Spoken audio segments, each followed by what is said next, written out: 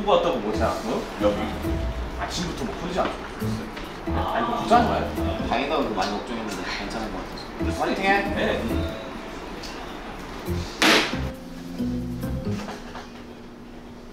아씨, 저 새끼 분위기 안 좋은데? 아씨, 혼자 찍어야 되겠다. 하나, 둘. 자, 비상! 비상!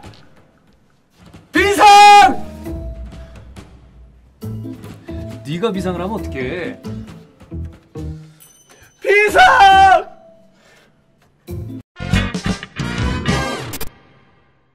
리버풀 2무 1패거든요. 네. 그리고 맨유랑 리버풀이 순위가 뒤집어졌습니다. 맞습니다. 그러니까 맨유가 지금 정말 최악의 이 스타트가 아니냐라고 했는데 잔잔하게 리버풀이 순위가 더 아래가 돼버렸어요. 네. 그리고 오늘 경기는 이게 스쿼드를 구성하기가 좀 어려웠잖아. 아 이거 안 되겠더라고. 그리고 모르겠어요.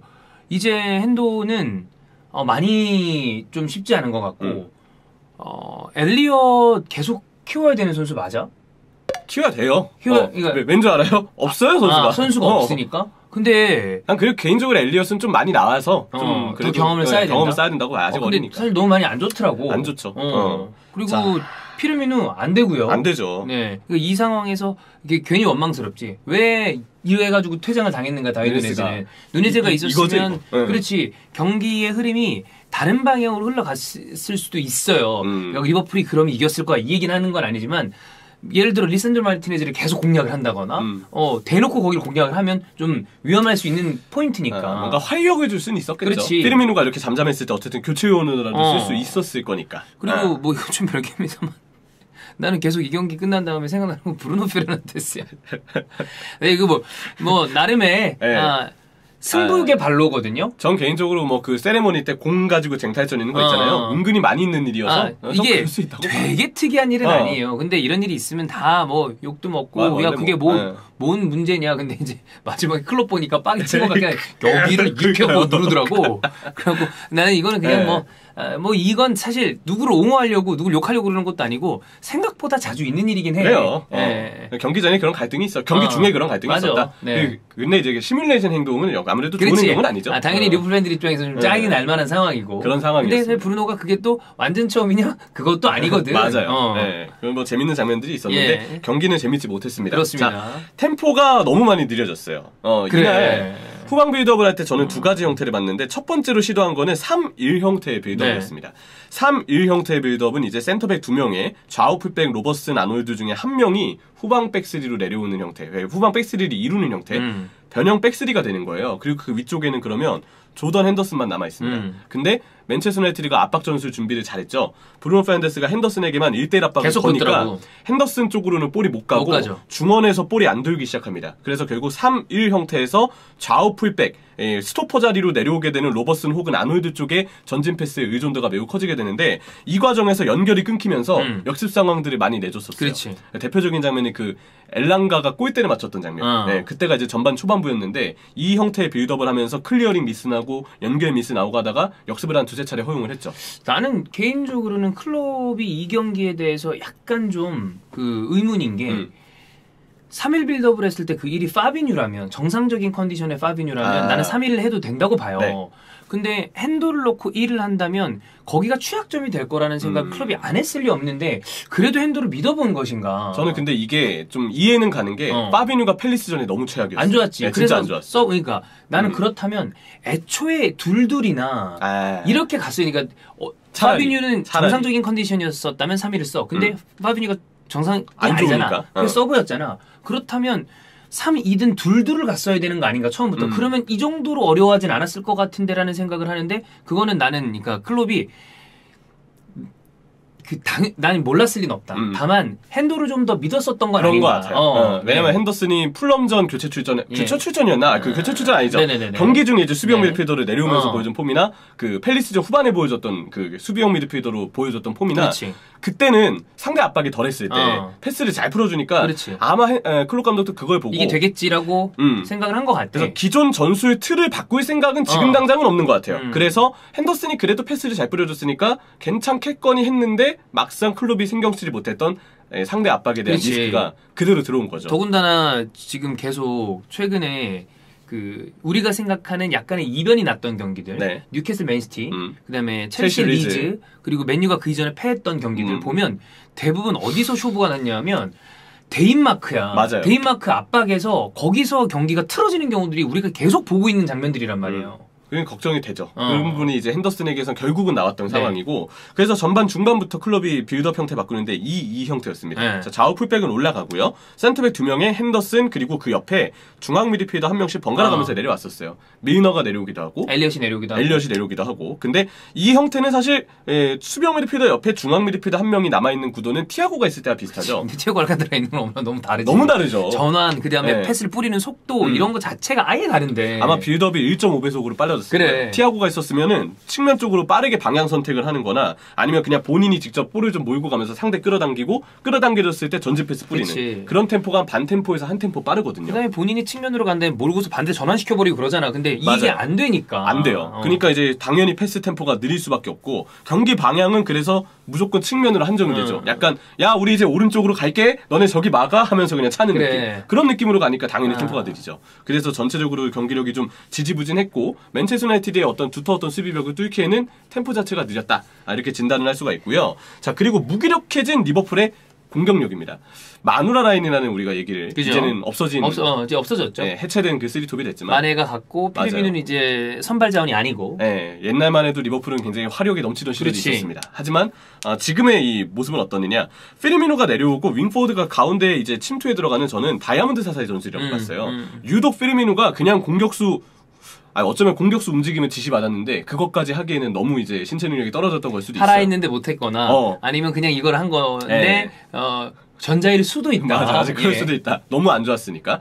근데 아마 후자일 것 같아요. 4-3-1-2 그 형태일 것 같은데, 측면 공격은 이제 4-3-1-2 기준으로 풀백, 중미, 그리고 올라가 있는 디아스나 살라, 이 중에 한 명이 트라이앵글을 그리는 형태의 공격이었고, 중앙 공격은 공격형 미드필더의 피르미누가 내려와서 연결고리 역할을 이제 수행하는 그런 역할이었습니다. 근데 피르미누가 내려오고 상대가 따라 나와야 중앙으로 들어오는 윙포워드들이 파고들 수 있는 공간이 나와요. 근데 아까 영상에서 얘기했지만 리산드로나 바라는 뭐야? 갈 생각이 없었거든. 맞아요. 그냥 안 따라나가더라고요. 오히려 거기에 그냥 바짝 달라붙어서 경합을 했어야 다른 장면이 나왔을 것 같은데. 근데 그러지 않았죠. 그래서 페르미누는 그냥 아무도 신경 쓰지 않았고, 페르미누가 정작 볼을 잡고 있을 때 상대를 제쳐내면 자기한테 수비가 안 따라나와도 드리블이 위협적이니까 그럼 어떻게든 따라 나오게 되어 있어요. 근데 피르미누는 정작 예전 한 2019-20시즌부터 점점 몸놀림이 둔해지기 시작하면서 볼 잡았을 때 상대를 못 제친 지 너무 오랜 시간이 지났죠. 이게 되게 중요합니다. 움직임으로 따라 안 나오는 거는 이제 클럽 감독이 전술을 알고 있으니까 상대 팀들도 그렇게 할 수 있어요. 그래. 근데 그 내려오는 선수가 온더볼이 되게 좋아. 제쳐, 패스 잘 줘. 그러면 안 따라갈래? 안 따라갈 수가 없거든요. 그렇지. 쟤는 막아야 돼. 네. 근데 쟤는 내버려둬. 이거잖아. 그렇죠. 옛날에는 그런 구도가 됐는데 이제 피르미누는 그게 안 된다. 피르미누가 그렇게 해서 선수를 빼오지 못하면 옆에 아무리 살라 할아버지가 와도 수비수가 다 자리 잡고 있으면 이건 쉬운 일이 아니야. 그럼요. 루이스 디아스도 마찬가지고. 그렇죠. 그리고 이 둘이서 백4를 상대해야 되는 건데 4명을 상대해야 되는 거니까. 그래서 보면 결국 윙포워드가 원래 공간으로 들어가야 되는데 공간 자체가 나오지 않으니까 그대로 고립이 되는 형태로 리버풀의 공격은 아예 좀 답답한 형태가 유지가 됐습니다. 그래서 결국 이제 윙포워드들도 고립이 된 채로는 볼을 못 받으니까 약간 변칙적인 움직임을 가져가요. 이 변칙적인 움직임이 시간이 지날수록 윙포워드, 디아스랑 살라가 측면으로 넓게 빠져서 맨유의 수비폭을 좀 벌리려고 한 거죠. 자, 근데 수비폭이 확실히 그러면 벌어지긴 합니다. 근데 수비폭이 벌려졌을 때 그 사이로 들어가야 될 중앙 미드필더들이 너무 영향력이 떨어졌어요. 그렇지. 그게 밀너랑 엘리엇이죠. 그래. 엘리엇의 경우는 확실히 아직도 플레이가 좀 많이 가다듬어져야 될 필요가 있는 것 같고, 밀너는 누가 뭐라고 하겠습니까? 86년생이에요. 그래. 그 얼마 전에 리즈 첼시전 그 리즈가 이긴 게 제임스 밀너가 홈에서 리즈 시절에 첼시한테 슈팅 골 넣어서 리즈가 이겼던 경기 이후로 처음이래요. 그래서 그때 그 제임스 밀너 골 장면이 지금도 다시 영국에서 회자가 되고 하는데, 제가 듣기로는 그게 글을 보니까 MBC ESPN 예전에 그 프리미어리그 옛날 중계할 때 한 주에 한두 경기 중계할 때 그 경기가 중계가 됐었다고 하더라고요. 뭐 이거는 뭐 저는 그거 아예 모르는 상황이니까. 그러면 아마 승대 선배나 아니면 뭐 임주환 옹이나 이런 분들이 하시지 않았을까 생각이 아마 그래서 그때 골 장면을 보신 분들이 계신데요. 그때도 축구를 보셨던 분들. 당연히 있겠지. 그 얘기를 들어가지고 나도 보면 본 건데라고 생각할 수도 있어요. 문제는 그때 뛰었던 선수가 지금도 더비 매치에 선발로 나왔다는 거. 밀너 당연히 박스 타격 안 되죠. 엘리엇도 뭔가 안 됐죠. 그러니까 공간을 윙포드가 벌려도 중앙으로 들어오는 선수가 없었습니다. 시간이 지나니까 오히려 로버슨이나 아놀드가 좀 안쪽으로 들어왔는데 아놀드는 뭐 가끔 그런 움직임을 보여주니까 그렇다 쳐도 로버슨이 안쪽으로 들어오는 거는 전혀 리버풀의 구상에는 제가 볼 때 없는 플레이 같거든요. 왜냐면 로버슨이 그 상황에서 안쪽으로 들어오는 거는 어쨌든 그동안 뭐 디아스가 들어가거나 미드필더가 들어가거나 아니면 최전방 공격수가 들어가거나 이런 형태가 좀 나와야 된다고. 그렇지. 봐왔던 거랑 좀 다르잖아. 주된 패턴은 아니었다. 그래서 그런 부분들 때문에 과연 지금 이 중앙 미드필더의 영향력이 이대로 머무르는 것이 옳은 것인가에 대한 생각을 다시 한번 하게 되었죠. 뭐 뒤에 다시 얘기하겠지만 난 좀 이건 클럽의 문제라고 봐야 되나? 아닌 것 같아.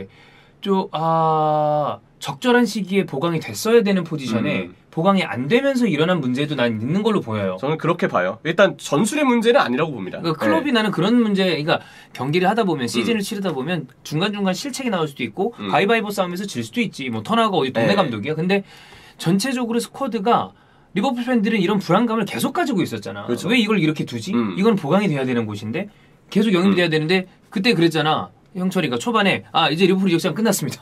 그냥 끝났다고. 진짜 끝났잖아요. 근데, 근데 중앙 쪽에 보강이 있어야 되는 거 아니에요? 진작에? 그럼요. 그러니까 지금 제 생각에는 이게 그냥 감독 전술의 어떤 문제라기보다는 감독이 어떤 전술을 짜도 더 이상 그 전술을 온전히 수행할 수 있는 능력이 스쿼드가 떨어지는 거예요. 그렇지. 그러면 그 스쿼드의 보강에 있어서 이제 책임을 물어야 되는데 뭔가 리버풀이 잘 나가던 시절에 더 지원을 해줘서 이 붉은 제국의 시대에 더 뭔가 힘을 실어줄 수 있었던 시기에 돈을 쓰지 않았던 자생을 요구했던 FSG도 당연히 비판을 받아야 되겠고 그러면서도 본인도 뭔가 스몰 스쿼드를 지향하면서 그래서 그건 또 있어. 선수 영입에 대한 소극적인 어떤 행보 그리고 케이타에 대한 이상한 신뢰 이런 부분들까지 기존 자원에 대한 어떤 믿음 이런 부분들이 클롭 감독도 책임이 아예 없다고 보긴 좀 어려운 것 같아요. 물론 난 그건 있어요.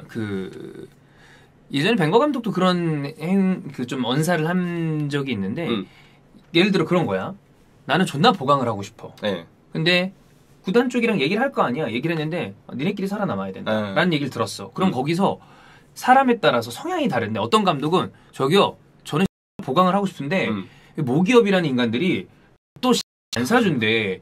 이거는 제가 욕을 많이 했지만 그런 과가 사실 콘테 감독이에요. 그렇게 솔직하게 얘기해버려. 계속 얘기하는 스타일이야. 선수를 많이 주더라. 그러다가 수염 기르고 이제 추리닝 있는 스타일인데 그거를 오케이. 그런 다음에 그래서 나는 지금 있는 스쿼드에 만족하고 좋은 자원들이 있다. 우리는 필요한 영입만 할 것이며 좋은 퀄리티 선수 아니면 우리 팀은 더 이상의 영입은 없을 것이다라고 그냥 카바를 쳐버리고 막아버리는 케이스가 있는데 벵거도 그런 스타일이었고 클럽도 사실 그런 과가 아닌가라는 생각이 좀 들어서 저도 정확히는 모르겠어. 근데 그럴 가능성도 있다고 봐. 클럽이 그럴 성향일 것 같아요. 그래서 뭔가 더 본인도 어쨌든 구단이 그렇다고 한다면 따로 요구를 안 하는 것 같고 거기에 대해서 그냥 구단이 지금 이런 그 얘기를 바깥으로 얘기하지 않는 편이라는 거지. 요즘에는 이제 좀 본인도 그런 뉘앙스의 인터뷰를 했었죠. 구단의 뭐 이적 그 재정에 대해서 내가 신경 쓸 수 있는 문제는 아니다라고 얘기했으니까 이거는 해석하기에 따라서 클럽이 좀 뭔가 구단에 변호해 주는구나 라고 생각해 볼 수가 있는데 근데 그래도 클럽의 책임이 없다고 보기 어려운 이유는 나비 케이타에 대한 무한한 그거는 신뢰, 좀 이상... 체인벌린에 대한 무한한 신뢰. 항상 그동안 뭔가 애매한 자원들을 빨리 정리해야 된다라는 생각이 들었는데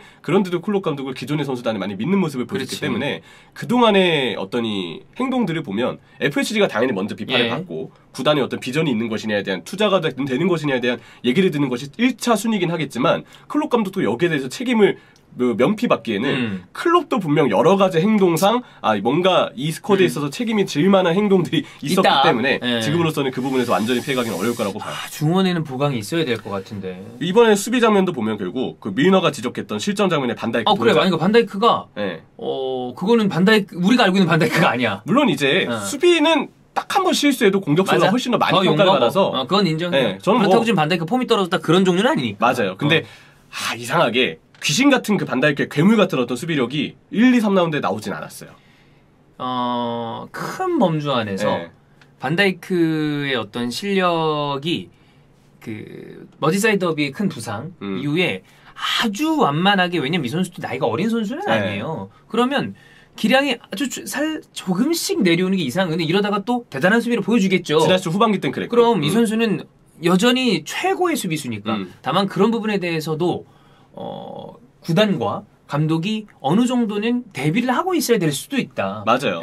일단 반다이크는 그래서 지난 시즌 후반기 때 보여줬던 고점의 폼보다는 조금 떨어져 있는 게 아닌가 싶고 코나테 마팁의 부상 여파도 있습니다. 반다이크 파트너가 좀 고정적으로 나와서 이 수비 라인에 대한 조직력이 유지가 돼야 되는데 초반에 수비진이 안정되지 못하니까 지난 시즌만큼 옵사이드 트랩이 형성이 안 돼요. 그러니까 뒷공간 뚫리고 그 두 번째 실점 장면도 결국 VAR 끝에 온사이드였으니까 이런 부분들은 지난 시즌보다 옵사 트랩이 형성되지 않고 이거는 분명히 스쿼드 지금 수비진 쪽의 부상에 따른 이슈라고도 볼 수가 있고 중원 간격을 보면 지금 수비형 미드필더의 파비뉴 폼 별로죠. 오늘 핸더슨 선발에 나왔는데 핸더슨 수비형 미드필더 자리에서 수비 커버 범위가 매우 좁습니다. 이 선수는 측면으로 커버를 나가지 맞아. 중앙 커버를 잘 못해요. 그런 부분이 좀 있고 밀너와 엘리엇 역시도 밀너는 86년생 엘리엇도 수비 시의 포지셔닝이 그렇게 좋은 편은 아닙니다. 물론 펠리스전에 괜찮았지만 이번 경기는 좀 불안했었고 그렇지. 그런 부분들 때문에 상대 역습에 쉽게 무너졌었어요. 결국 이거는 클럽의 기존의 기존에 만들어놨던 어떤 시스템을 스쿼드가 100% 200% 이제 뭔가 활용하기에는 스쿼드의 영향력이 더 이상 그만치 못하다. 이거는 진짜 뽑아 먹을 만큼 뽑아 먹은 거거든 지금의 스쿼드를. 이거